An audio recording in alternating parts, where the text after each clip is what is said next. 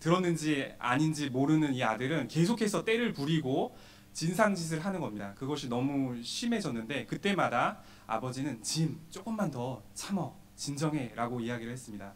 이제 그 모습을 보는 많은 사람들이 인상이 찌푸러졌는데 한 점원이 이제 계산할 때가 되니까 다행이네요. 그래도 아드님이 잠잠해지셔서 너무 다행이네요. 아버님께서 그래도 침착하게 그렇게 아들을 잘 달래주셔서 아드님이 다행히 진정할 수 있었네요. 딱 그렇게 이야기를 했습니다. 그랬더니 이 아버지는 저는 아들을 진정시킨 적이 없습니다. 라고 대답을 했습니다.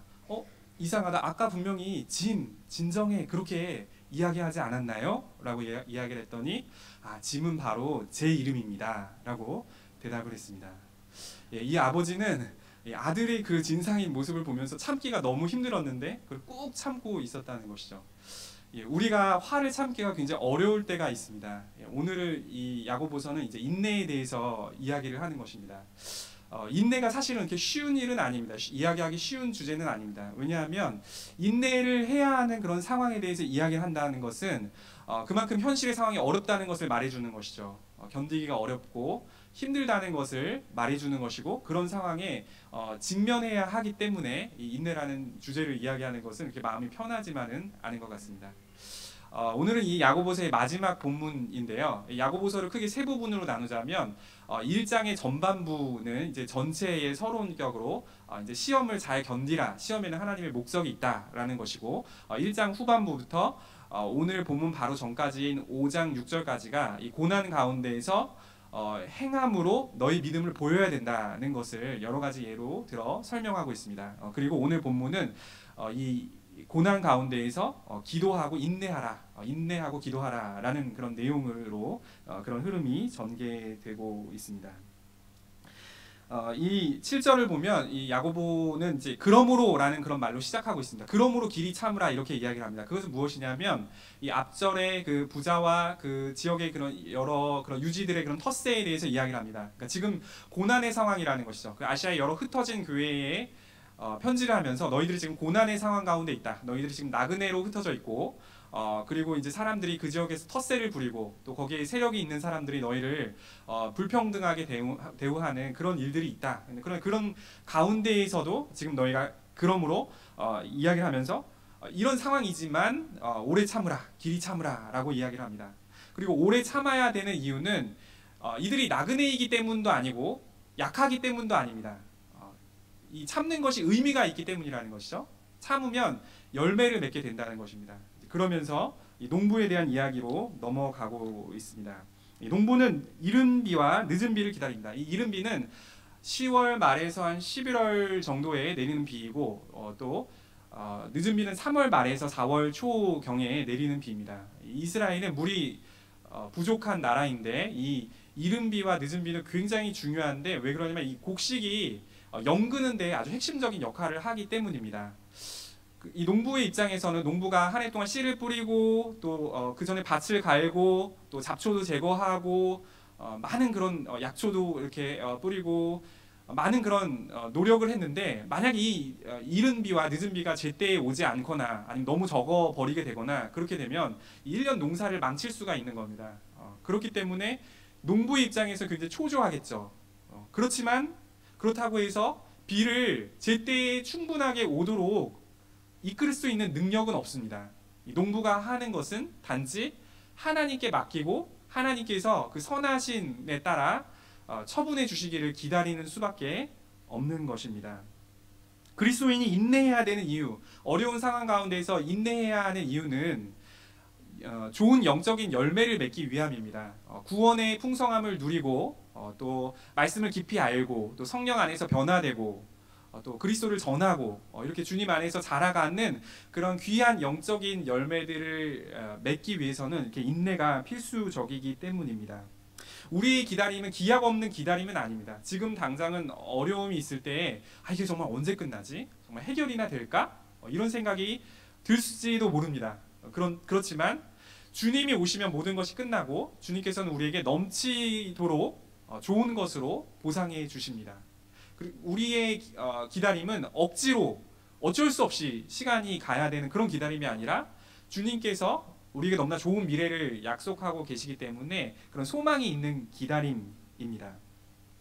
8절은 우리가 참을 때 굳게 마음을 하라고 이야기해 줍니다. 이 마음을 굳게 하라는 것은 무거운 것을 바치는 듯한 그런 바치라는 그런 의미입니다. 그래서 이 고난을 견딜 수 있도록 이렇게 바치는 그런 마음을 하라는 것입니다.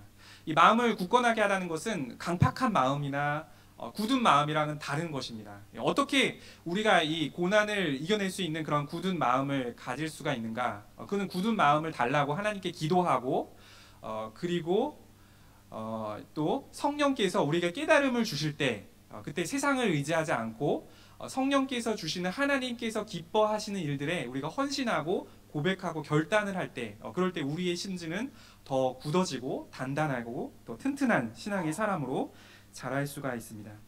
이 9절은 특별히 이 인내가 공동체 안에서 이루어져야 된다는 것을 이야기하고 있습니다.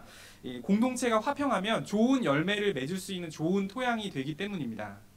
이 공동체 안에서 서로 이렇게 다툼이 있고 그렇게 또 서로 상처를 주기도 하는 그런 일들이 있을 수도 있는데 특별히 성도의 삶이 어려움이 있을 때 그런 일들은 더 많이 일어날 수 있습니다. 환경이 안 좋으면 사람들은 더 예민해지고 다른 사람 보통 때의 마음이 너그럽고 좀 여유 있고 그럴 때 잘 넘어갈 수 있는 것들도 뭔가 눈에 걸릴 수가 있고 그런 것들이 분쟁과 어려움의 그런 이유가 되기도 합니다. 그리고 또 우리 마음에 있는 여전히 남아있는 그런 죄성, 그런 안 좋은 환경과 우리 마음에 있는 그런 죄성이 결합하게 될 때 다툼과 그런 미움들이 공동체 안에서 빈번하게 일어날 수가 있습니다.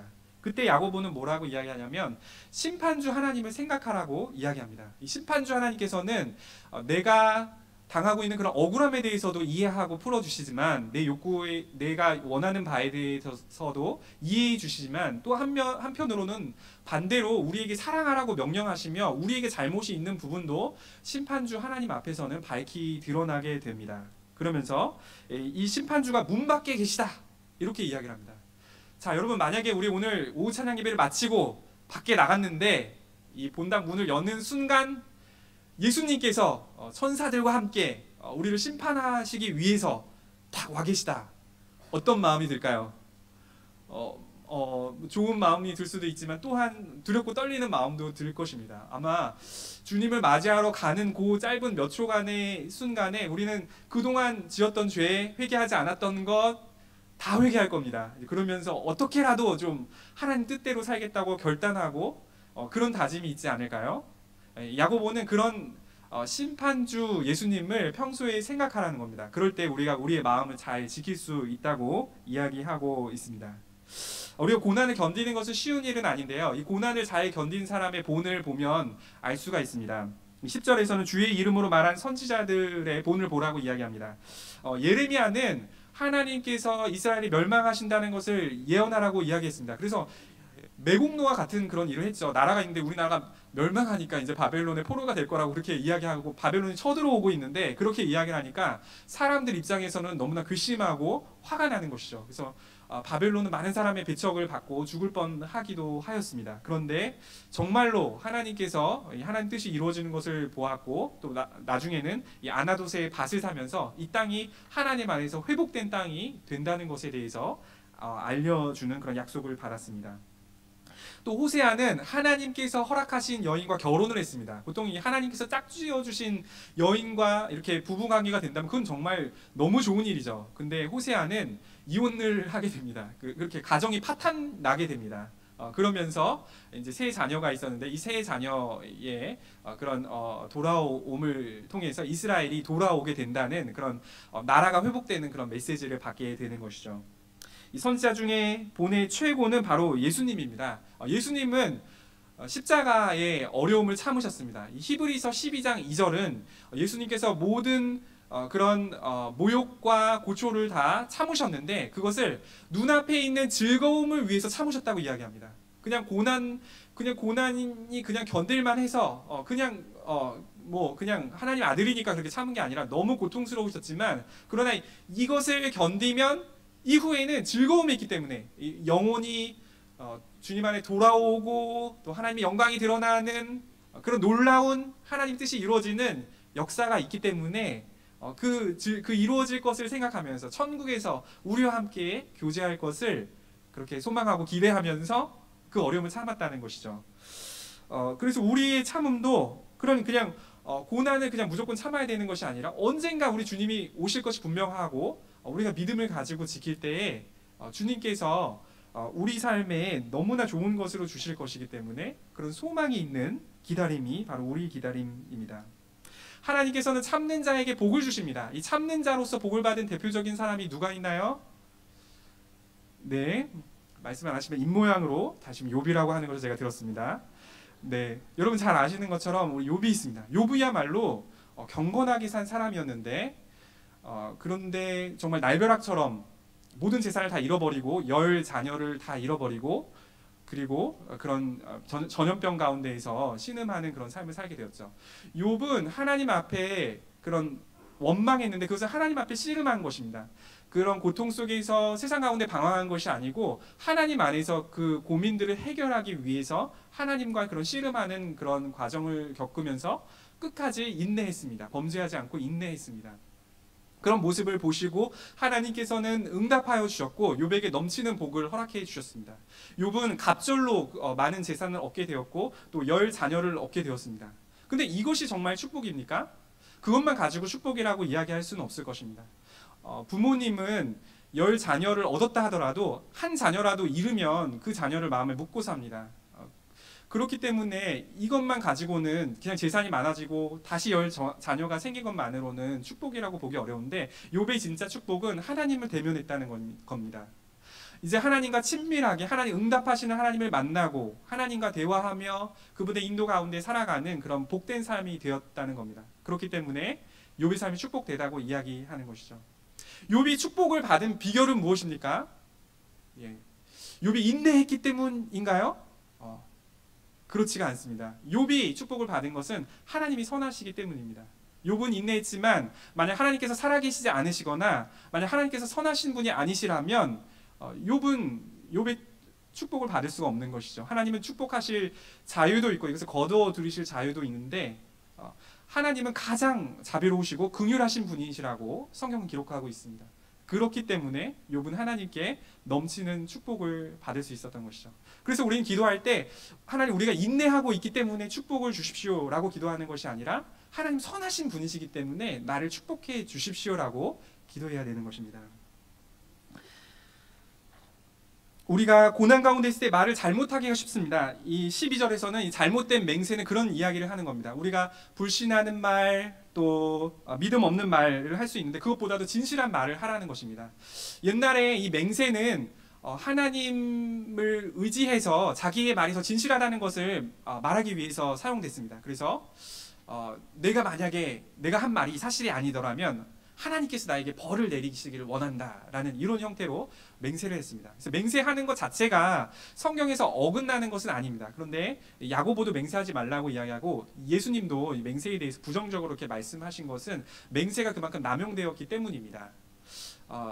이 10계명에서는 이 3계명에서는 하나님의 이름을 망령되이 일컫지 말라고 이야기했는데 이것을 맹세를 하는데 이것이 잘 지켜지지 않을 때 같이 이 말로 보증선 하나님 이름마저도 이렇게 땅에 추락하게 되기 때문에 그래서 그런 말을 하지 말고 야고보는 예라고 할 것은 예라고 하고 아니라고 할 것은 아니라고 하라. 이건 뭐냐면 진실한 삶을 살라는 것을 말하는 겁니다. 13절부터 18절까지는 야고보는 고난 중에 기도하라고 이야기를 합니다. 우리가 고난을 겪게 될 때 고난이 너무 크게 다가오게 되면 이 고난 때문에 하나님이 잘 보이지 않을 때가 있습니다. 그래서 이제 고난 때문에 그런 어려움을 겪게 되는데 이 고난 가운데 기도를 하면 어떤 좋은 점이 있냐면 하나님께서 어떤 깨달음을 주시는지 거기에 초점을 맞추게 됩니다. 그리고 하나님 뜻에 순종할 수 있도록 도와줍니다. 그래서 기도를 해야 되는 것인데 이 13절에서는 특별히 고난 중에 기도하고 즐거워하는 자는 찬송하라 이렇게 이야기를 합니다. 이 찰스 스윈돌 목사님은 이 고난 중에 해야 할 4가지에 대해서 이렇게 이야기했습니다. 첫 번째는 상황에 초점을 맞추지 말라는 겁니다. 배를 타고 가다가 멀미를 하게 되면 이 먼 산을 바라보게 합니다. 더 먼 지역을 바라보게 하면 그것이 도움이 됩니다. 마찬가지로 고난 거기 그 상황에만 초점을 두는 것이 아니라 멀리 볼 수 있는 그런 눈을 가지라는 것이죠. 두 번째는 자신에게 초점을 두지 말라는 것입니다. 내가 어떻게 되는 것이? 나 이러다가 어떻게 더 최악이 되는 것이 아니야? 이렇게 하는 것이 아니라 하나님께서 좋은 것을 주시려 한다는 것을 바라보라는 것이죠. 세 번째는 고난을 주는 사람에게 초점을 주지 말라는 것입니다. 그렇게 될 때 미운 마음이 생길 수가 있기 때문입니다. 그것보다는 하나님께서 이 상황 가운데 어떤 깨달음을 주시고자 하는 것일까에 더 초점을 두라는 것입니다. 네 번째는 현재에 초점을 두지 말라고 말합니다. 로마서 8장 18절에 보면 장차 우리에게 오는 그런 영광은 지금의 고난과는 좋게 비교할 수가 없다라고 선언하고 있습니다. 우리가 기도할 때 이 기도는 지금의 어려움을 넘어서서 이 어려움의 배후에 있는 하나님께 시선을 돌리게 되는 것입니다. 그리고 주님께서 주시는 것을 기대하게 합니다. 또 한편으로 즐거워하는 자는 찬송하라고 말합니다. 그는 우리의 인생이 결코 고난만 있다는 것을 고난만 있다는 의미가 아니라는 것입니다. 우리 즐거울 때 찬송하게 되고, 찬송하게 되면 하나님을 의식하게 되어서 겸손한 마음으로 나아가게 됩니다. 우리가 즐거울 때 마음이 들떠서 교만하게 하거나 함부로 말을 하게 되는 그런 경향이 있습니다. 제가 아는 한 형님이 예전에 복권에 당첨되신 적이 있어요. 그래서 200만 원을 얻으셨습니다. 근데 이분이 시골에 살았는데 이 시골에 내려갔는데 어르신들, 그 시골이 작은 마을이어서 이거를 사람들이 다 알게 된 거예요. 그래서 만나는 어르신마다 복권 당첨됐다며 한턱 쏴야지. 그래서 이분 너무 겸손하시고 이렇게 예의 바른 분이셔가지고 네 그래 네 하고 다 그렇게 했어요. 근데 그래가지고 정말로 한 번은 마을 잔치를 열어서 사람들을 초대했는데 사람들이 이제 초대한 것보다 사람 더 온 거예요. 잔치로 좋은 일이래 그러면서 더 온 거예요. 그래서 음식을 먹었는데 얼마나 드시는지 300만 원이 나왔다는 겁니다. 그래서 결국에는 잔치를 복권 당첨되지 않은 것만 못한 그런 상황이 되었다는 겁니다. 그래서 우리가 즐거울 때 큰 소리 쳤다가 후회하는 일이 생길 수가 있습니다. 우리는 뭐 어려운 일이 있던 즐거운 일이 있던 주님을 생각하며 그렇게 가야 됩니다. 14절부터 16절까지는 특별히 병으로 환난 당한 그런 사람을 위해서 기도하라고 이야기합니다. 사람이 병이 들면 누구나 나약해지고 싶습니다. 그 전까지 막 충만하고 강건했다 하더라도 이런 어려움이 올 때 자기도 모르게 믿음이 약해질 수가 있습니다. 이 기도를 하는 것은 이 전인격적으로 하나님 앞에 반응하는 겁니다. 우리 하나님을 이용해서 이 어려움과 이 병이 낫고 이것을 넘어가는 것, 거기에 국한되는 것이 아니라 기도를 함으로써 하나님 앞에 서게 하는 겁니다. 전인격적으로 하나님 앞에 반응하게 하고 믿음을 회복시키고 영혼을 세우도록 하는 데에 초점이 있는 겁니다. 병든 자는 장로를 청하라고 이야기합니다. 몸이 아파서 자기가 가기 어려울 경우에는 초대하라는 것입니다. 이 장로라는 말은 특별히 여기서는 어떤 직분보다도 어떤 그런 의롭고 믿음의 본이 되는 그런 분의 예시로서 이렇게 사용이 된 겁니다. 그래서 장로님들을 초청하고 혼자 말고 여러 명이 함께 오라. 여러 명이서 함께 기도하면 더 공동체 안에서의 그런 사랑을 경험할 수가 있습니다. 그러면서 기름을 바르라고 이야기합니다. 이 기름은 올리브 기름을 말하는 것이고 이것은 치료에 효과가 있습니다. 그러니까 기도하면서 또 치료도 하라는 것입니다. 이 선한 사마리아인의 비유를 보면 이 강도 만난 사람을 포도주를 부어서 소독을 하고 올리브 기름을 발라서 치유해 주는 그런 장면이 나옵니다.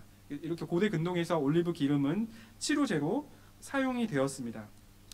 그리고 이 기도할 때는 믿음으로 기도하라고 이야기합니다. 하나님께서는 못 고칠 병이 없고 하나님께서 일하시면 반드시 낫는다라는 그런 믿음으로 기도할 때 거기에 하나님께서 기뻐 받으시고 그런 역사가 있다는 것입니다. 심지어 믿음이 없던 사람도 그런 과정을 통해서 믿음이 생기고 구원을 받는 그런 경우들이 생길 수가 있습니다.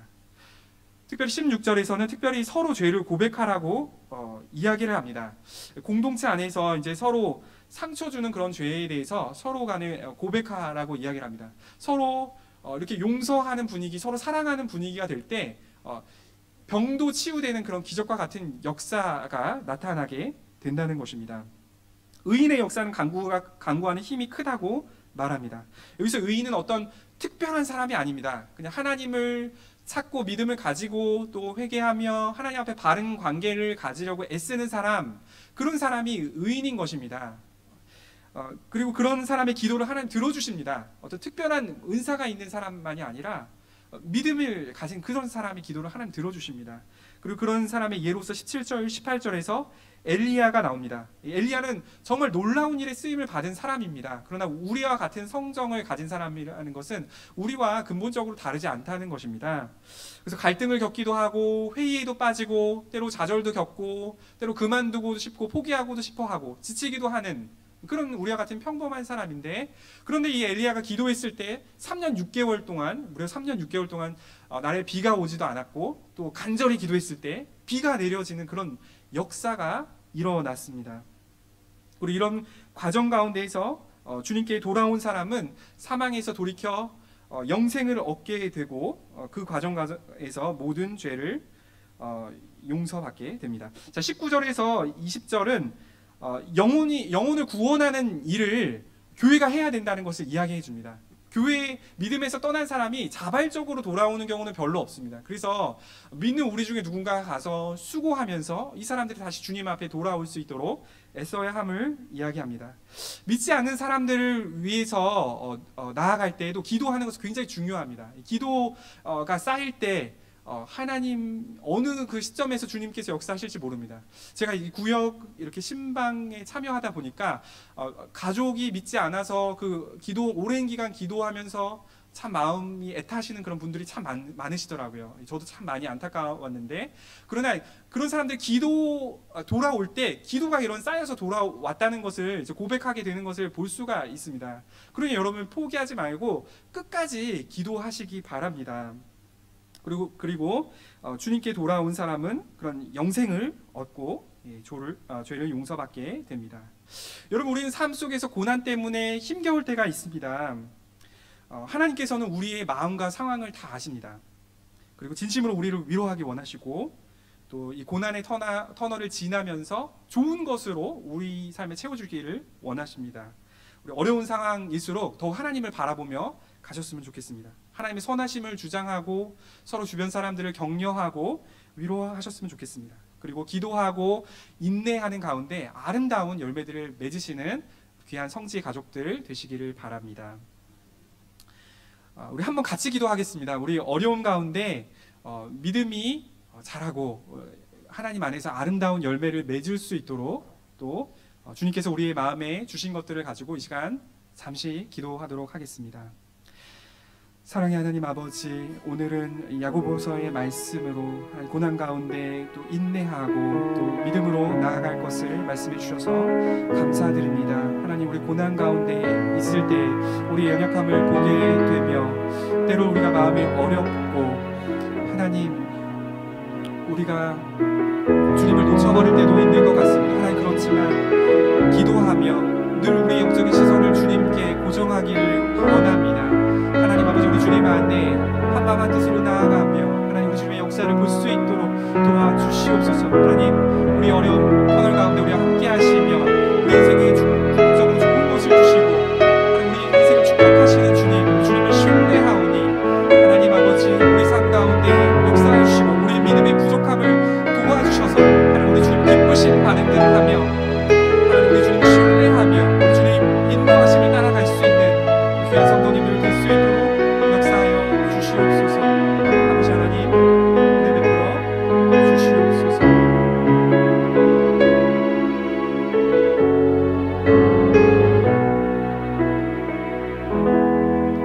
사랑의 하나님 아버지, 고난 가운데 있을 때 우리의 마음이 때로 무너지고 또 어려울 때가 있습니다. 하나님, 그럴지라도 오늘 말씀과 같이 주님을 바라볼 수 있기를 원합니다. 우리의 마음이 굳건하여져서 우리 주님을 기쁘시게 하는 인내의 열매를 맺는 아름다운 삶이 될 수 있도록 우리 삶을 축복해 주시기 원합니다.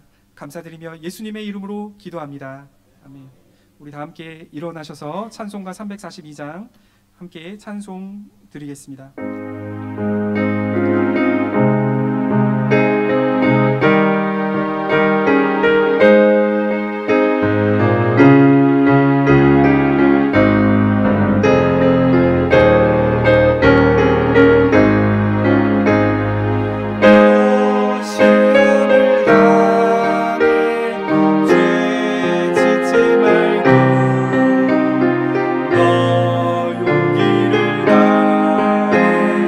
오